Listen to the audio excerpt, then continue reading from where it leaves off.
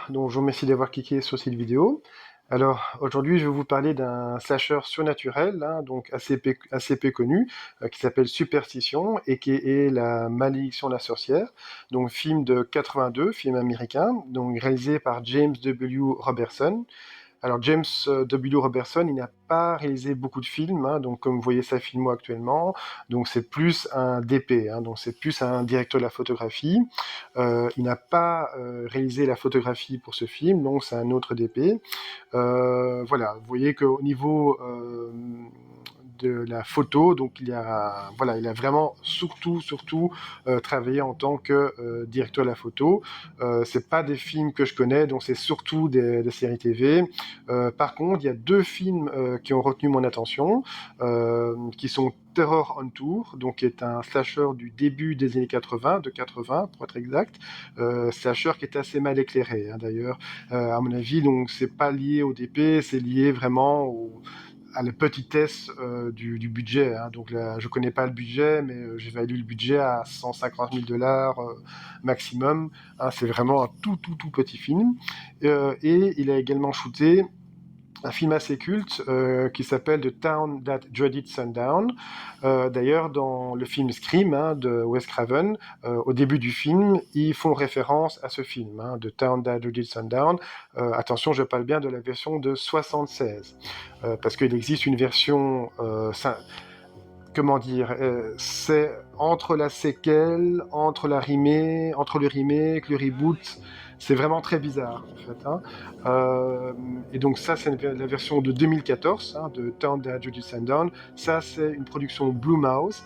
Ben, vous allez vous dire, mais Blumhouse, mais c'est nul Blumhouse, c'est consensuel, c'est soft, c'est lisse, il n'y a pas de meurtre. C'est gentillet, c'est standardisé, c'est fait pour plaire au plus grand nombre, c'est fait pour ceux qui connaissent rien aux films d'horreur en fait. Mais là, pas du tout, hein. Donc ceux qui ont vu le film, ils vont comprendre, ils comprendront de quoi je parle, hein. Donc là, le film, il est sec, il est âpre, il est violent, on a mal pour les victimes, c'est dur en fait. Et la photographie de ce film est magnifique, elle est splendide.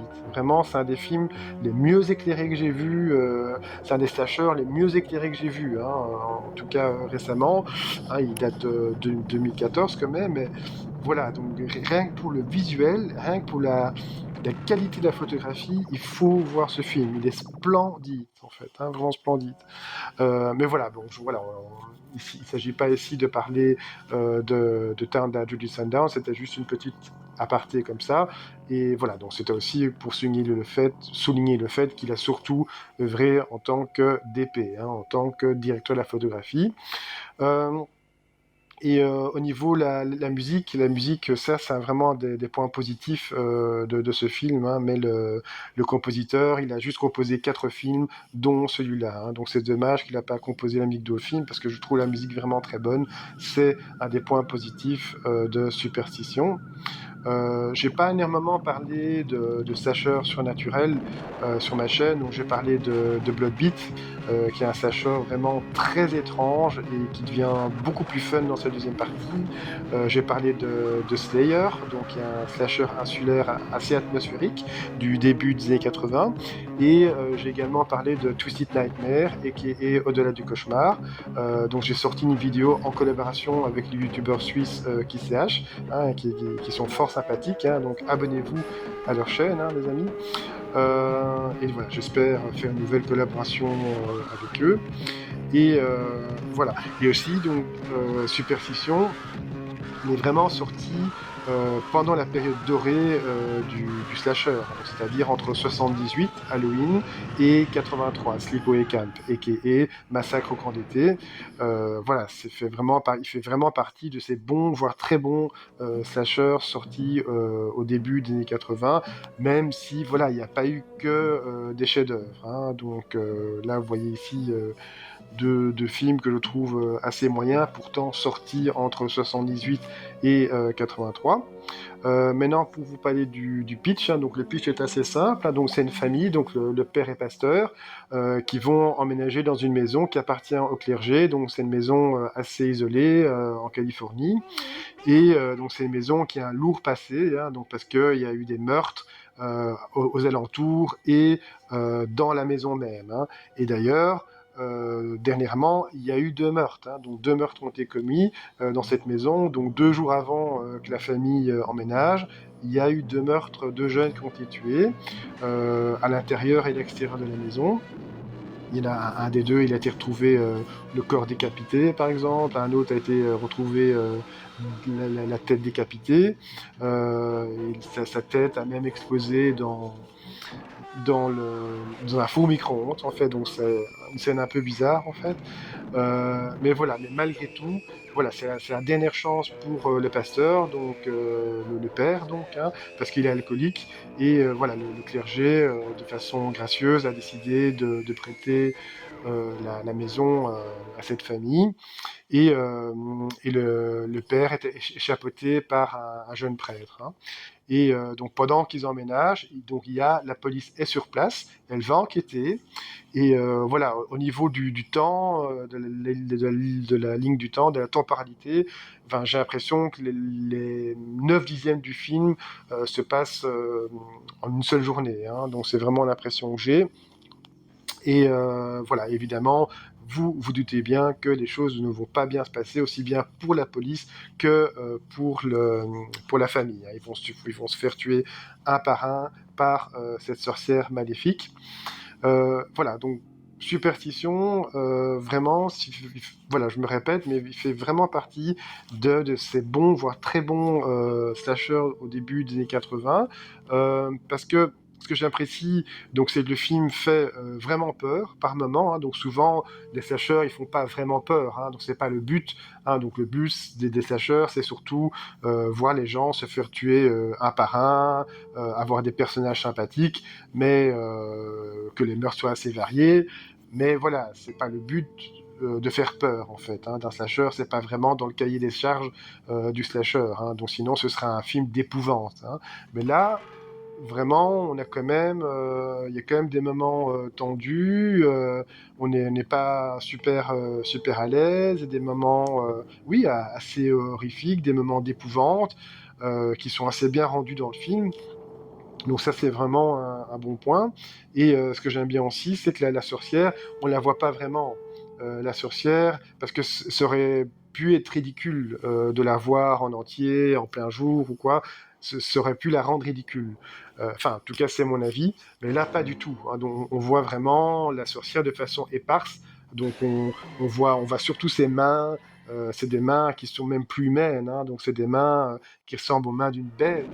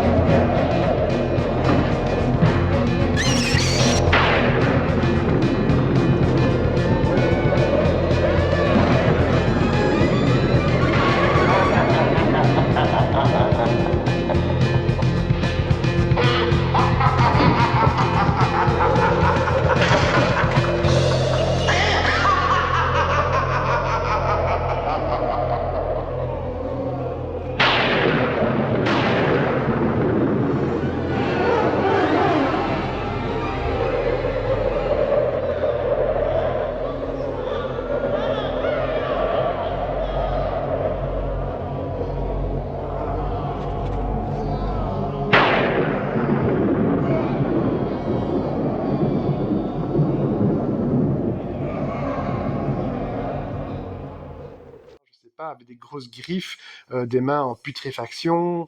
euh, on voit aussi son ombre. Aussi, il y a tous des jeux d'ombre, en fait, hein. Donc notamment quand elle est à l'arrière de la victime, hein. Donc on voit une ombre menaçante s'approcher de la victime. Donc c'est bien rendu dans le film et c'est bien photographié. Et au niveau de la photographie, j'aime bien la photographie. On a des effets bleutés par moments, donc le film est assez bien il y a un assez beau rendu visuel pour Superstition, je trouve. Voilà, le film a une certaine tenue visuelle, on voit quand même qu'il y a de l'argent, même si ça reste un film indépendant.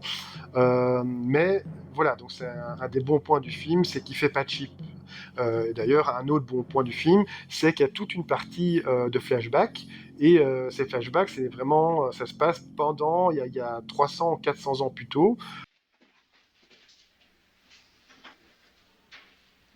Trial and sentence conducted and carried out by my parishioners of St. Luke's Diocese, 7th of July, in the most holy year of our Lord, 1692. Bring her justice! We want justice! Murder! Murder! Kill her now! Bring her to us! Bring her to us! Murder! Kill her! We want justice!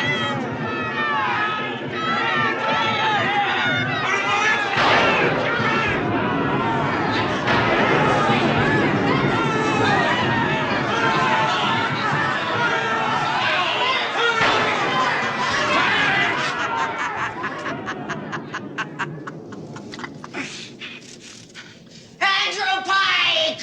Andrew Pike! Londra Sherlock! You have been found guilty of heinous crimes against God and man. C'était vraiment à l'époque de Salem où on chassait les sorcières. Je sais plus quand c'est exactement, est-ce que c'est 1600, 1500, je sais plus dans ces eaux-là. Et donc il y a quand même un petit effort de reconstitution historique, hein. Donc même si voilà, on voit pas vraiment de plan large. Mais voilà, on voit les gens en costume, il y a quelques décors qui font vraiment plus moyenâgeux, comme ça. Donc ça c'est vraiment un des bons points du film. Il y a quand même un effort à ce niveau-là, hein, donc, et c'est un bon point aussi, c'est qu'on donne du lore, hein. On a du lore pour cette maison, on donne du lore à cette sorcière. Donc ça, il y a quand même un effort d'écriture. Elle débarque pas là comme ça, paf, hein, ah je suis une sorcière, je vais tuer les gens, on sait pas pourquoi, on sait pas quelles sont les raisons, on connaît rien sur moi, mais non, là c'est bien expliqué dans le film, hein. Il y a quand même tout un background de la sorcière, même si c'est pas énorme dans le film. Voilà, au moins il y a des flashbacks qui durent bien 5 minutes environ, et voilà, et on apprend donc pourquoi cette maison est maudite, pourquoi les habitants sont maudits. Voilà, donc c'est vraiment des menaces proférées par la sorcière, donc juste avant de mourir, qui va donc maudire la maison et les futurs habitants de la maison. Et voilà, donc ça c'est vraiment un bon point. Un autre bon point, je trouve aussi, c'est les meurtres, hein, donc, qui sont assez variés, hein, donc vous le voyez ici, hein, donc c'est tiré du site de Justin Kurzweil et Hysteria Lives, hein, donc les meurtres sont assez variés, même si le premier meurtre n'est pas... allez, c'est une tête décapitée qui est assez mal foutue, je dois dire, mais c'est pas grave. Franchement, le film est tellement bon, il est tellement prenant. Le film est assez sérieux, hein, donc je suis pas vraiment d'accord avec Justin Kurzweil qui lui donne 75% de cheese. Voilà, moi je trouve le film est assez sérieux. Je comprends pas trop où il voit le cheese dans le film. Euh, non, il est assez sérieux, il est assez sombre. On n'est pas là pour rigoler. Il y a peut-être une ou deux scènes décalées, peut-être, oui. Notamment des scènes de téléportation, on va dire une téléportation d'une victime, mais bon, j'en dirai pas plus. Voilà, donc je suis pas vraiment d'accord avec Justin, qui trouve le film assez cheesy. Non, moi le film, voilà, il se prend quand même assez au sérieux. Mais c'est peut-être pour ça qu'il donne le cheese, hein, je sais pas. Peut-être que pour Justin, justement, c'est le fait que le film se sent vraiment au sérieux, qui donne son niveau de cheese de 75, 75% de cheese, voilà, enfin, je trouve ça un peu abusé. Un autre bon point, mais ça je pense que j'en ai déjà parlé, c'est la musique, hein, dont je trouve on n'est pas du tout dans une musique synthé, hein, donc là c'est vraiment la musique classique, hein, donc qui fait un peu penser à la malédiction. je trouve que c'est vraiment un bon score. Malheureusement, le compositeur n'a pas fait grand-chose, il a juste composé la musique de 4 films et c'est tout. Je ne sais pas ce que valent ces autres compositions, mais en tout cas, cette composition-là, je trouve, elle est assez flippante, ça ajoute vraiment de l'atmosphère au film et c'est assez immersif, je trouve. Oui, la photographie, donc ça j'ai déjà dit. Donc, hein, par moment, on a une photographie bleutée, il y a tous les jeux d'ombre pour représenter la menace, hein, donc la sorcière. Euh, les acteurs au niveau de acting, je trouve l'acting n'est pas formidable, mais ça va, il est ok, on va dire. Hein. C'est pas des acteurs super connus, hein, donc la plupart ils ont surtout joué dans des séries TV. C'est pour ça que voilà, je veux pas trop parler des acteurs dans le film.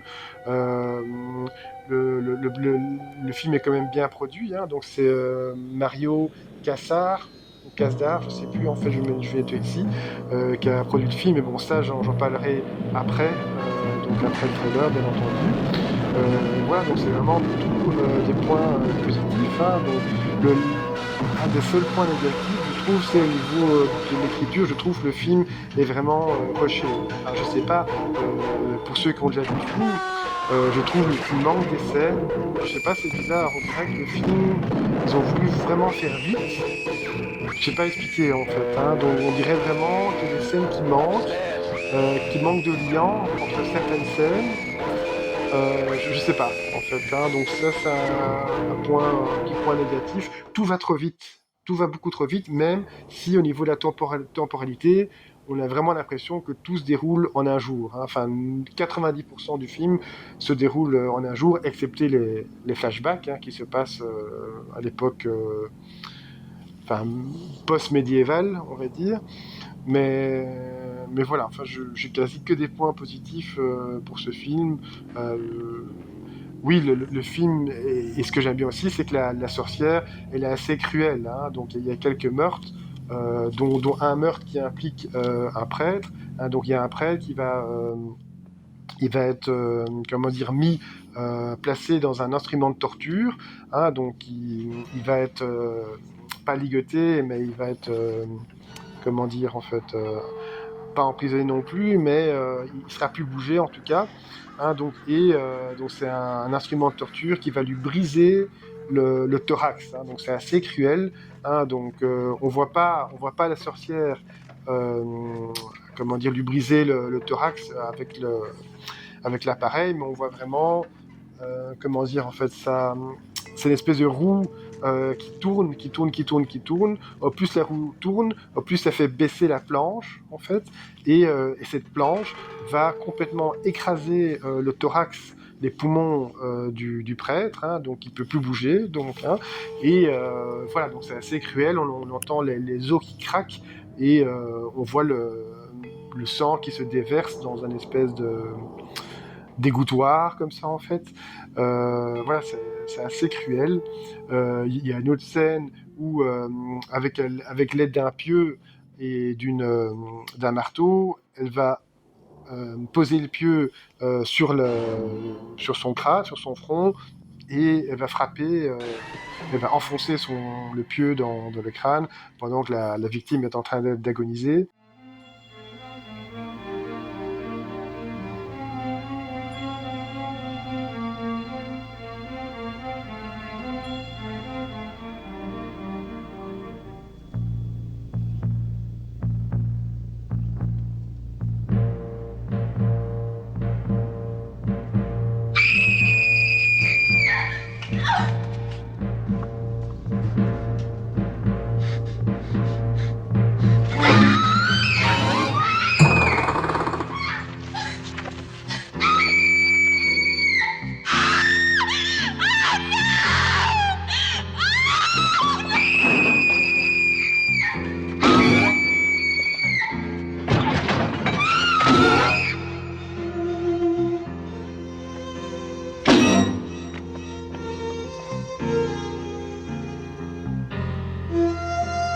Vous voyez, enfin, voilà, donc la sorcière, elle est vraiment impitoyable, très méchante. Hein, mais pourquoi est-il si méchant? Parce que ceux qui sont, Enfin, c'est bientôt le BIF, hein, donc ça c'est une petite référence au BIF qui va bientôt avoir lieu, hein, donc à partir du 9 avril.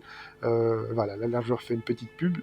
Mais voilà, donc tout ça pour dire que voilà, la sorcière est vraiment cruelle, le look de la sorcière est bien rendu, même si comme j'expliquais, on la voit peu, hein, la sorcière, on voit vraiment, c'est surtout ses mains crochues, c'est des mains quasi plus humaines, on la voit de loin, on la voit dans la pénombre avec sa cape, hein, donc c'est à sa toge en fait. On verra jamais son visage, par exemple, hein. C'est vraiment plus une forme dans la pénombre qu'on verra. Il y a un moment, elle est vraiment très bien éclairée. Ça lui donne vraiment un effet menaçant avec cet éclairage dans son dos. C'est bien shooté, je trouve. Mais voilà, et puis j'apprécie aussi le fait qu'il n'y a pas d'happy end, hein, donc, enfin voilà, je ne veux pas spoiler, mais il n'y a vraiment pas d'happy end. Enfin, si, c'est un peu spoiler ce que je vous dis, mais voilà, donc ceux qui s'attendent à un film popcorn, tout le monde s'en tire, non, c'est pas ça en fait, hein, donc voilà, donc c'est un d'autres points positifs pour ce film. Ouais, finalement, je trouve quasi pas de point négatif, si ce n'est cette écriture qui est un peu rushée, hein, le déroulement d'action, je trouve, voilà, ça manque de liant, il manque des scènes, je sais pas. Euh, de la version vidéo australienne, apparemment, il y a 1 minute de plus par rapport à l'américaine, donc je sais pas que comporte cette minute de plus. Je ne sais pas en fait, hein. De toute façon, c'est pas 1 minute qui va changer quoi que ce soit, je pense. Mais voilà, donc ça c'était mon avis sur Superstition et qui est la malédiction de la sorcière. Donc là maintenant, je vais vous passer le trailer et on se retrouve juste après. Merci.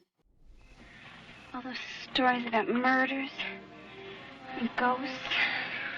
Haunted, they say. I'm scared.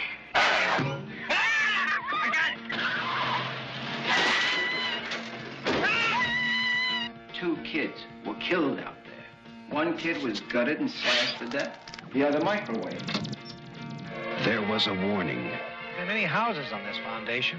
All of them and their tenants come to bad ends. And only one man listened. Well, when did this violence begin? There was a legend. We want justice! Murder! I will not die!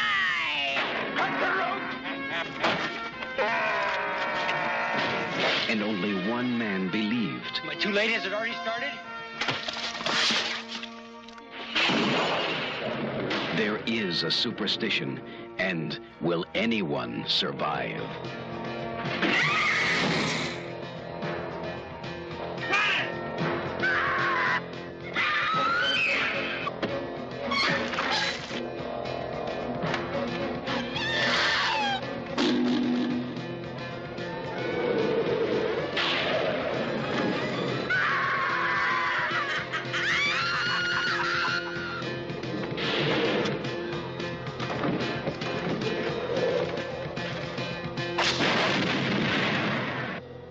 Superstition. The victims who died were the lucky ones. Superstition. Oui, voilà. Bah, écoutez, j'espère que le trailer vous a donné envie de voir ou de revoir cet excellent film du début des années 80. Ah, donc pour ma part, encore une fois, donc, hein, je vous expliquais pourquoi j'aimais vraiment ce film qui fait partie des meilleurs slashers, hein, en tout cas du début des années 80. Hein, donc il est vraiment... il fait partie du haut du panier, hein, donc je vous ai expliqué pourquoi dans la vidéo qui précédait le trailer. Malheureusement, au niveau production, j'ai pas trouvé grand-chose, hein. Tout ce que je peux vous dire, c'est que le film a été tourné en avril, en 81. Au niveau de la durée du tournage, j'ai pas trouvé l'information non plus. J'ai pas trouvé l'information non plus au niveau du budget. Mais voilà, avec mon expérience, en fait, hein, mon expertise, moi j'évalue le budget entre 1 million 1,5 million, parce qu'encore une fois, donc, le film, il y a une certaine tenue visuelle, que ce soit au niveau de la photographie, donc le film est quand même bien éclairé, que ce soit au niveau des maquillages, que ce soit au niveau de la reconstitution, il y a une partie de reconstitution historique, il y a via les flashbacks, donc ça se passe dans les années 1650, 1660, voilà, que ce soit au niveau de la musique est vraiment de qualité, elle fait vraiment penser à celle de la malédiction, enfin en tout cas c'est mon avis. Voilà, on voit que le film ne fait pas cheap. D'ailleurs, il faut savoir que un des producteurs, donc producteur exécutif, rappelons que le producteur exécutif a plus d'importance qu'un simple producteur en fait. Eh bien, donc un des producteurs exécutifs, c'est quand même Mario Kassar. Donc là, c'est un nom. Voilà, j'ai regardé la fiche Wikipédia, enfin IMDb du film, et donc ça, c'est un nom qui me disait quelque chose. Effectivement, je regarde les films qu'il a produits. Donc on parle quand même de Total Recall, de First Blood, donc le premier Rambo. On parle aussi de Basic Instinct, Basic Instinct 2, bon, ça c'est plus anecdotique, mais voilà, c'est quand même pas n'importe quoi. Donc, et ça montre bien que voilà, le film a quand même pu bénéficier d'un bon budget, un budget assez confortable. Au niveau trivia, donc il faut savoir, donc je ne sais pas si vous avez reconnu un des jeunes acteurs du film, donc c'est l'acteur qui joue le petit frère donc de la famille, donc la famille qui emménage dans la maison maudite. Eh bien, je ne sais pas si vous l'avez reconnu, ce petit gosse en fait. Il a joué dans 2 slashers des années 80. Allez, je vous laisse 5 secondes et on va voir si vous avez trouvé. Donc 5, 4, 3, 2, 1. Donc en fait, il a joué dans Bloody Birthday et également X-Ray. Donc, mais quand j'ai joué, c'est vraiment des tout petits rôles. Donc c'est vraiment des rôles anecdotiques. On le voit 2-3 minutes. Dans Bloody Birthday, là, on le voit plus. Par contre, donc, il fait partie des tueurs. Mais voilà, donc il a joué dans ces deux autres slashers. Et sinon, donc il faut savoir que le film, c'est comme les 10 premières minutes sont vraiment différentes du reste du film. Les 10 premières minutes, elles font vraiment slasher. Mais pourquoi ? Parce qu'en fait, ils ont tourné les 10 premières minutes en premier lieu et ils ont montré ça aux producteurs, en fait. Donc c'était pour lever des fonds.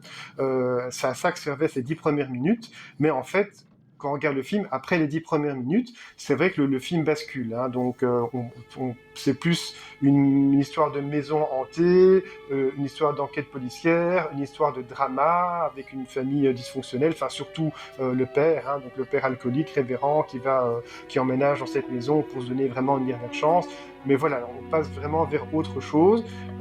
Et il faut savoir que les producteurs, une fois qu'ils étaient partis, donc une fois que les producteurs étaient partis, eh bien l'équipe de tournage mettait beaucoup de gore dans le film. Et une fois que les producteurs revenaient sur le film, et ils disaient à l'équipe de tournage, mais enfin, on ne peut pas vous laisser seul. Qu'est-ce que vous avez fait ? Mais c'est vrai que même si le film n'est pas excessivement gore, il y a quand même 2-3 débordements gore, on va dire, notamment un pieu qui est fiché dans la tête, donc par la sorcière, ou une tête décapitée, un corps qui est coupé en 2, en fait. Donc voilà, il y a quand même quelques moments gore dans le film. Et donc ce film fait également partie des vidéos Nestis, pas de la liste 1, parce que c'est quelque chose que je ne savais pas, mais les vidéos Nestis, il y a 3 listes. Donc là, il fait partie du 3e niveau, on va dire de la 3e liste, à l'instar de Scanners et de Think. Donc c'est-à-dire que le film, il peut être saisi, il peut être confisqué, en fait. Voilà, donc il y a 3 niveaux, il n'est pas directement banni, en fait, on va dire. Donc c'est le 3e niveau, le moins grave, on va dire. Et voilà, mais donc il faut savoir que le film en Grande-Bretagne a pu ressortir en 87 pour le marché des vidéos, totalement uncut. Mais sinon avant ça, voilà, donc il était vraiment soumis à la censure. On voit que les producteurs, en fait, les producteurs et scénaristes, ils aimaient vraiment Suspiria, et ils ont dit que Suspiria était vraiment une influence donc, pour ce film. Et c'est vrai que voilà, ça se ressent assez dans le film, même si voilà, on est très loin d'égaler le Suspiria Dario Argento, bien entendu. Donc en fait, à la base, normalement, donc ce film, ça devait être une franchise, mais il faut savoir que suite à une bataille, à des querelles juridiques, je ne sais pas sur quoi exactement en fait, hein, malheureusement, bien que le film soit été tourné en 81, il n'a pu sortir au cinéma aux États-Unis qu'en 85, hein, donc suite à ces querelles juridiques, mais je ne sais pas sur quoi reposent ces querelles, ça, voilà, j'ai pas poussé jusque-là, je ne sais pas, et donc, mais le film a quand même pu bénéficier d'une sortie cinéma en 82, mais en Espagne, hein. Et ce film, donc Superstition, et The Witch, comme il avait tellement bien fonctionné en vidéo, eh bien, plus tard, il a pu, en 85, il a pu avoir bénéficié d'une sortie cinéma, en fait, hein. Donc, il fait partie de ces films qui, voilà, donc, ont pu bénéficier d'une sortie cinéma suite à sa sortie vidéo, hein. Donc voilà. Ah oui, donc, et petite trivia en fait, hein, donc il y a un des acteurs, donc c'est celui qui joue le rôle du révérend, donc le jeune révérend qui va un peu chapeauter la famille, hein, donc la famille qui va emménager dans la maison maudite. Eh bien, donc il faut savoir qu'avant de commencer le tournage, il avait arrêté de fumer, et mais malheureusement son rôle exigeait qu'il fume en fait, hein, donc le réalisateur insistait pour qu'il fume. Là, il a dû s'exécuter, hein, donc l'acteur. Et malheureusement, donc, alors qu'il avait réussi à arrêter de fumer, malheureusement, ça va lui prendre des années pour à nouveau pouvoir arrêter de fumer. Mais sinon, honnêtement, j'ai pas trouvé grand-chose d'autre. Au niveau au niveau support physique, le film est disponible en Blu-ray, donc chez Shout Factory, mais normalement, il est zoné, donc ça, je vais vérifier, je vais mettre ça ici. Mais il est également disponible en Blu-ray européen, donc chez un éditeur espagnol. Donc je vais mettre le lien ici, donc si vous souhaitez le commander. Voilà, il n'y a pas de sous-titres français, mais il y a des sous-titres anglais. Et au niveau bonus, malheureusement, je n'ai pas vu de bonus, hein. Mais voilà, encore une fois, je vais mettre le lien en description. Apparemment, il existe une suite à Superstition qui n'est pas une suite officielle, hein, donc Superstition 2, donc est un film italien de la fin des années 80, et quand on lit le synopsis, effectivement, ça ressemble fort au premier Superstition, hein. Mais voilà, mais j'en sais pas plus, donc voilà, je sais même pas s'il est disponible en Blu-ray ou DVD. Mais voilà, écoutez, donc là normalement, donc pour ma prochaine vidéo, donc ce sera une troisième collaboration, donc ce sera avec un youtubeur suisse. Donc j'attends encore sa confirmation, donc je vais l'appeler demain soir pour se mettre d'accord, pour voir si le courant passe, mais a priori il n'y a pas de souci. Voilà, mais en tout cas, et donc ce sera de toute façon pour Sleepaway Camp, hein, donc aka Massacre au cours d'été, qui est vraiment un de mes slashers préférés. Il est carrément dans mon top 5, hein. Ce slasher, je le trouve vraiment très sous-estimé, hein. Donc tout le monde ne retient que la fin pour ce film, alors qu'il y a plein d'autres choses à dire sur ce film, en fait, hein. Donc c'est dommage que Robert Hiltzik n'ait rien fait à part ce film, il n'a rien fait d'autre, mais voilà, en tout cas pas du niveau du premier Sleepaway Camp. Voilà, écoutez, donc si cette vidéo vous a plu, donc n'hésitez pas à lâcher un petit pouce bleu, à laisser votre commentaire, à partager et à vous abonner, donc c'est vraiment ça qui va m'aider. Écoutez, donc je vous remercie d'avoir visionné cette vidéo et je vous dis à la prochaine.